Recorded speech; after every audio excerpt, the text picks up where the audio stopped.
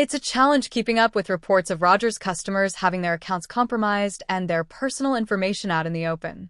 Frustrated customers have reported losing thousands of dollars and have nowhere to turn for help. Let's review a case over on Reddit by a user several role.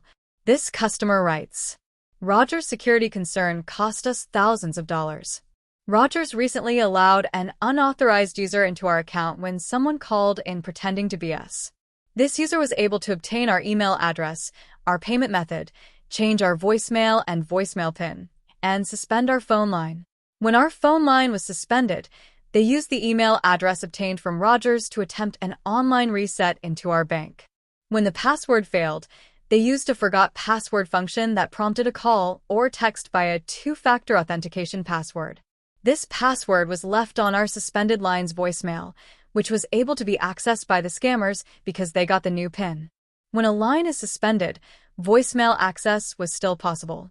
The call would come in and would immediately go to voicemail, leaving the two-factor authentication for any account that this phone was connected with. From here, they were able to wreak havoc on our lives for 3 business days before Rogers was able to restore our phone line, so we can turn off the voicemail and voicemail PIN. The damages were around $5,000 as one bank was susceptible to this tactic. The bank fraud department is claiming that we authorized this as the two-factor authentication method is secure. This person was able to locate our address, break into our mailbox, and intercept a new card they had ordered by getting the details from Rogers to pass bank authentication. They were able to deposit checks that were fraudulent to increase the balance and withdraw those checks through this online portal.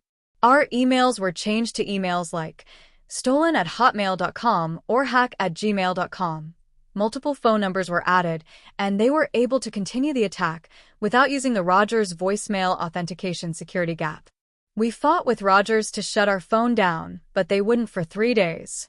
The scammers reported the phone stolen, and the service was locked completely until Rogers allowed us to regain control of the account through an extensive verification process, allowing the scammers 3 days of unfettered access to our lives. We tried to intercept the banks and put most of our accounts into a fraud lockdown, but we weren't able to stop one. Rogers' settlement was to provide 1 month worth of services. Bank originally returned the money.